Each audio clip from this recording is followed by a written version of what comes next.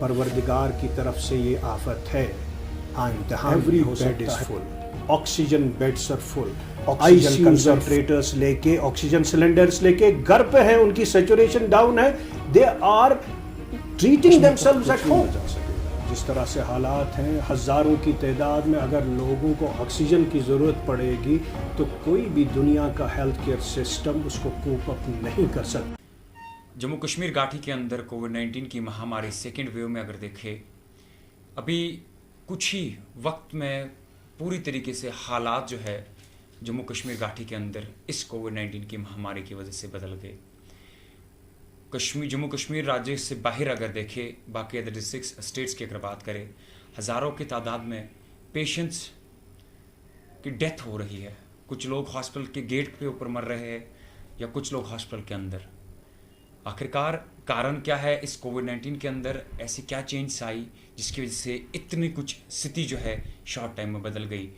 इस वक्त हमारे साथ मौजूद है डॉक्टर एसोसिएशन कश्मीर के प्रेसिडेंट डॉक्टर निसारुल हसन, जो फर्स्ट वेव से लगातार अभी तक इसके ऊपर रिसर्च भी करते आए हैं, काम भी करते आए हैं और लोगों को ट्रीट भी करते आए हैं। इनसे इनका बहुत बिजी शेड्यूल रहता है, आज इनका थोड़ा सा वक्त मिला है। कोशिश करेंगे कि कुछ इन्फॉर्मेशन इनसे लेके लोगों को अवेयर कराए कि आखिरकार स्थिति क्या बनी है, अभी क्या करना है ताकि हम इस महामारी से बच जाए। अस्सलाम वालेकुम डॉक्टर साहब। वालेकुम सलाम। डॉक्टर साहब, first of all we welcome you sir. Thank you. Doctor साहब, शॉर्ट टाइम में सेकेंड वेव की अगर बात करें, कंप्लीटली हालात चेंज हो चुके हैं, आखिरकार कारण क्या है इसका? देखिए, कई हफ्तों से लगातार there is resurgence, all of you know, न सिर्फ कम्युनिटी में केसेस बढ़ गए but we are seeing hospitals also full and at the brink of getting overwhelmed.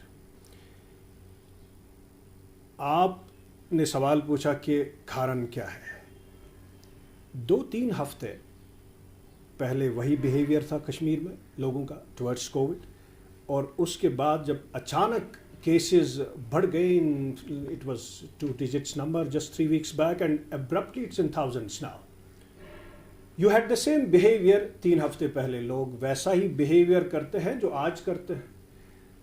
तो so this gives us to understand कि ये बिहेवियर की वजह से सिर्फ नहीं है, it's not a factor. The big factor is कि शायद ये वायरस या तो इंडिजिनियसली चेंज हो गया है, there is a mutated form of the virus, या बाहर से जो म्यूटेंट्स सर्कुलेट हैं वहाँ पे भी, चाहे यूके वेरिएंट है या बाकी इंडियन वेरिएंट है, डबल वेरिएंट है, नाउ ट्रिपल वेरिएंट है, that has स्नेक्ड it.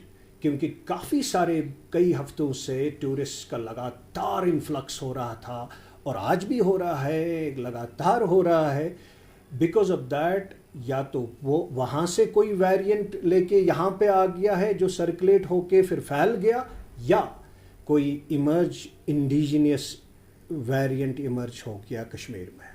That is the only way. क्योंकि मैं ये दलील इसलिए देता हूँ कि हमारा बिहेवियर 3 हफ्ते पहले भी वही था। If that would have been the factor then it should have continued that time also, 3 weeks back also.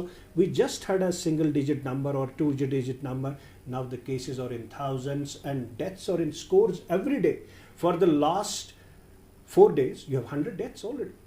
और जो पहली वेव में नहीं हुआ, that means न सिर्फ ये जो बदलाव आया है वायरस का, which is possible, न सिर्फ ये ज़्यादा infectious है, because we have thousands in number, and मुझे लगता है जो आप कल जो 3000 था, it may be double than that. Many people who are infected, they don't even report. So that means many people are unreported, and even many deaths are unreported because they have false negative.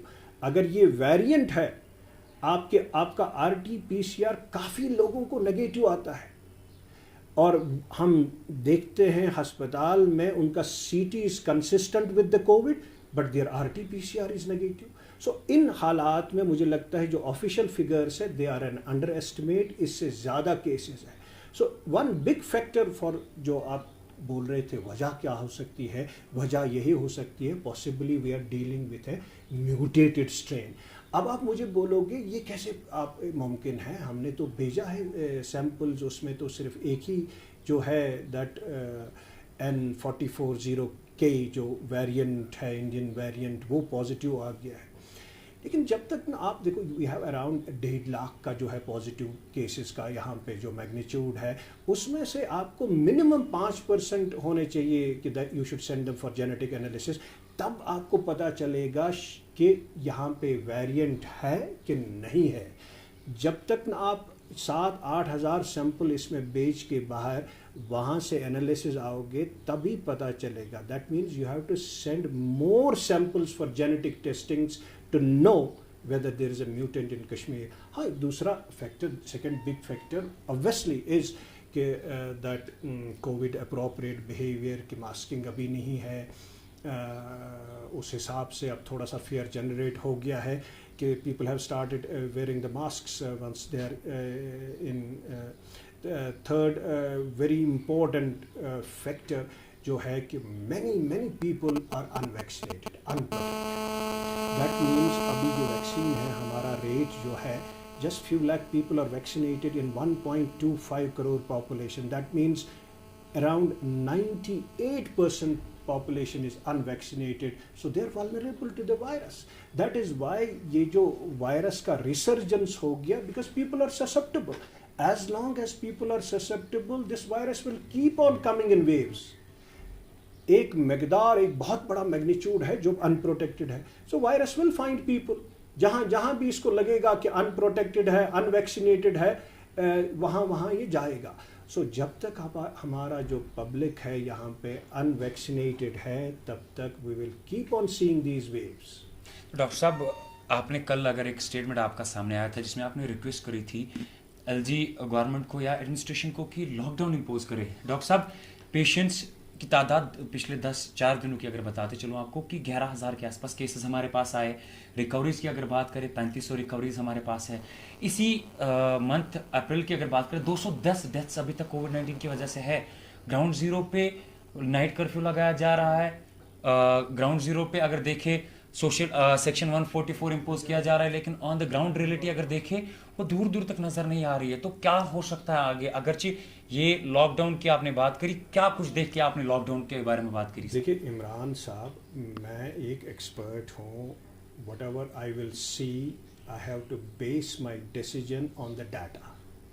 I don't have to base my decision, आप मुझे क्या कहोगे, public pressure क्या कहेगा, economic pressure क्या कहेगा।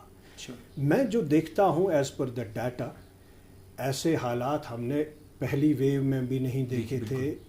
Cases are in thousands and they are rising every day there are deaths.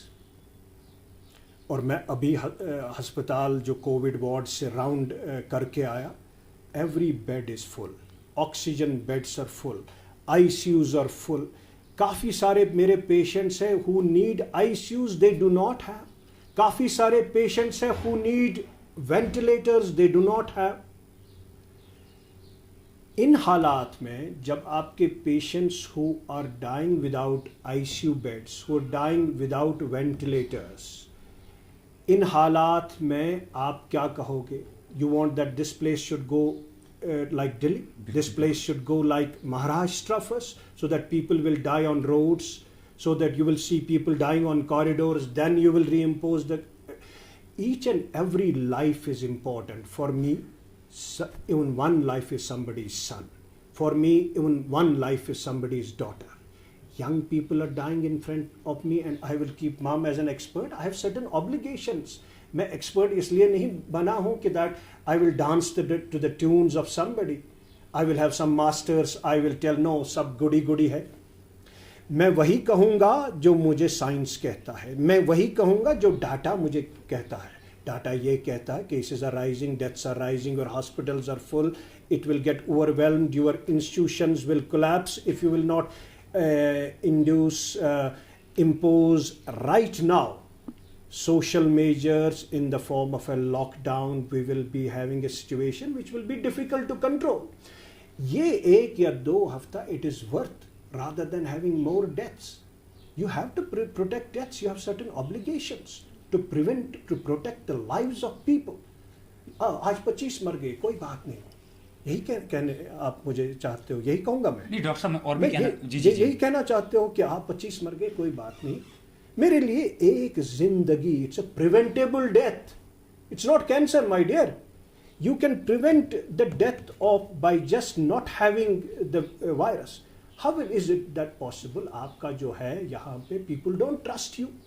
आप जो भी बोलते हो नहीं मानते हैं लोग, because they don't trust you for simple reasons. Let's be candid and honest. You are getting people in front जिनको लोगों को उन पे एतमाद नहीं है. They are not following the guidelines. In such a scenario, you have certain obligations to save lives. जब आप people are not, you have to create some amount of fear among people. आप मुझे बोलते हो नहीं fear मत करो, सब बोलो. अगर आप public को ये बोलोगे सब ठीक है, कुछ नहीं है, अस्पताल में सारा कुछ है, ठीक है, ये तो गलत बोलते हो आप. और ये जो गलत मैसेज जाती है, public becomes lax and you have more infections, you have more deaths. For God's sake, tell truth to the public. So that there has to be some amount of fear among public. तब कहीं वो measures follow करेंगे. अगर नहीं fear of create करोगे, people will not follow the measures. So it's very important to create some amount of fear among public, some amount of panic, so that we save lives. So it is worth to create a panic. It's worth to create a. Don't downplay things. सब कुछ ठीक है. The moment you will downplay, you will have a situation like Delhi. You will have a situation like Bombay. Be honest, be candid, and we don't need community beds in hospitals. We need ICU beds. वही सवाल doctor साहब यहाँ पे मैं रोकना चाहूँगा. जो आपने कहा कि कम्युनिटी बेड्स नहीं चाहिए, ICU बेड्स चाहिए. जो रिसेंटली हमारे यहाँ पे कुछ लाइक इंडोर स्टेडियम की बात करें, कश्मीर यूनिवर्सिटी के ज़ुकरा कैंपस की बात करें, NIT की बात करें या हज हाउस की बात करें, वहाँ पे 1300 बेड्स लगाए गए. क्या वो काम आएंगे आगे? We don't need community beds. We have a mechanism. यहाँ पे कम्युनिटी में हमारा ये मैकेनिज्म है. बहुत सारे पेशेंट्स यहाँ तक कि आपके अस्पताल में नहीं आना चाहते हैं. ऑक्सीजन कंसंट्रेटर्स लेके, ऑक्सीजन सिलेंडर्स लेके घर पे हैं, उनकी सैचुरेशन डाउन है. They are treating themselves at home, क्योंकि अस्पतालों में वो माहौल नहीं है. अस्पतालों में उस हिसाब से उनका केयर नहीं होता है. उनकी पूरी डायनास्टी लेके उनको बेचारों को एक एक सिलेंडर 10-10 लोग कंधों पे लेते हैं यहाँ पे. तो इन हालात में यहाँ पे कश्मीरी अस्पताल भी नहीं आना चाहता है. जिसको मजबूरी है वो आएगा.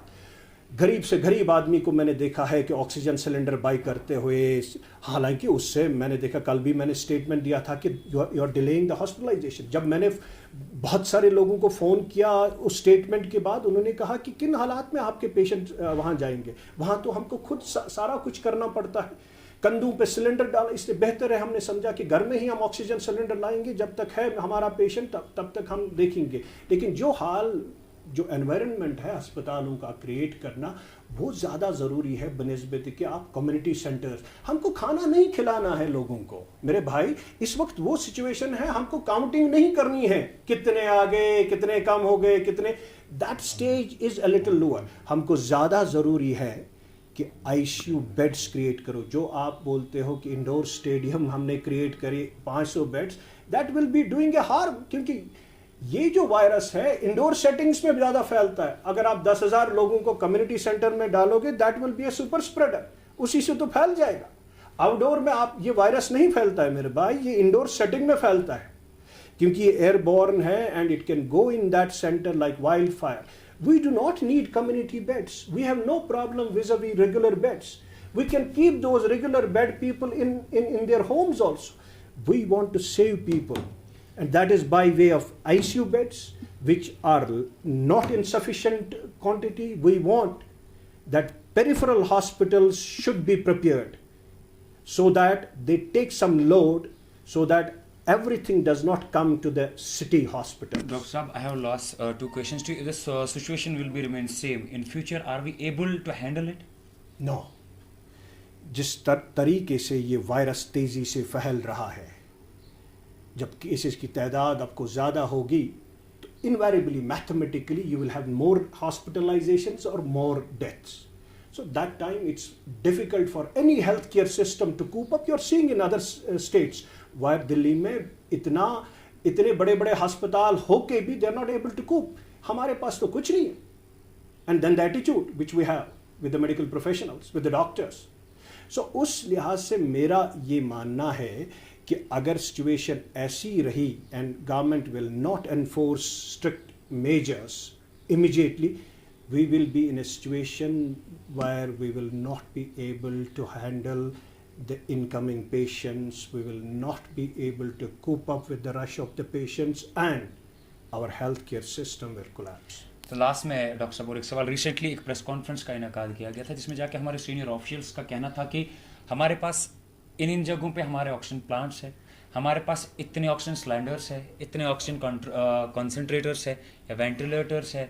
तो थोड़ा सा उसकी वजाहत करें कि अगर उन्होंने कहा, पहले उन्होंने फिगर दिया कि इतने टन हमारे पास ऑक्सीजन है, इन फ्यूचर अगर स्थिति यही रही तो वो टन्स का जो ऑक्सीजन है क्या वो बचा सकेगा कश्मीर को? कुछ नहीं बचा सकेगा। जिस तरह से हालात हैं, हज़ारों की तादाद में अगर लोगों को ऑक्सीजन की ज़रूरत पड़ेगी तो कोई भी दुनिया का हेल्थ केयर सिस्टम उसको कोप अप नहीं कर सकता है। द बेस्ट ये आफत है परवरदिगार की तरफ से। मैं इमोशनल नहीं होना चाहता हूँ, हाँ रिलीजियस होना चाहता हूँ क्योंकि मैं मुसलमान हूँ, मुझे सच बोलना है।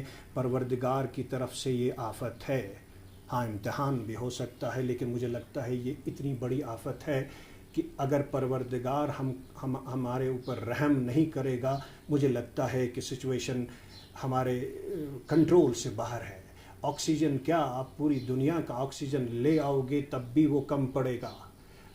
तभी लोगों से मुझे यही इल्तिजा है कि परवरदिगार के घरों में जाके परवरदिगार से दुआ करो कि इस आफत से हमको कहीं न कहीं वो परवरदिगार वो रहीम है, कहीं न कहीं वो मुझे हम पे अगर रहम करेगा तो हम ये एक डॉक्टर होने के नाते मैं कहता हूँ, क्योंकि इस वायरस का मुझे नहीं लगता है जिस तेज़ी से ये फैलता है, जिस तेज़ी से अब हमारी जानें ये लेता है, मुझे लगता है उस दवा की भी ज़रूरत है, लेकिन दुआ की भी बहुत ज़रूरत है। तो डॉक्टर साहब ये लास्ट में हमारे साथ आपको बताते चलो कि पूरी स्थिति आप लोगों के सामने बयान करने का केवल एक ही रीज़न था। आज हम यहाँ पे डॉक्टर निसारुल हसन को लगातार, क्योंकि इनका बहुत ज़्यादा बिजी शेड्यूल रहता है, लगातार पिछले एक हफ्ते से, हालांकि चूंकि डॉक्टर साहब का बिजी शेड्यूल देखकर भी आज डॉक्टर साहब ने कहा कि नहीं, मैं लोगों को एटलीस्ट आगाह कराना चाहता हूँ कि अभी सिचुएशन क्या है, क्या देखना पड़ेगा आगे, अगर ये हालत रही तो हमारे कश्मीर में क्या करने की ज़रूरत है। और साथ ही साथ में एडमिनिस्ट्रेशन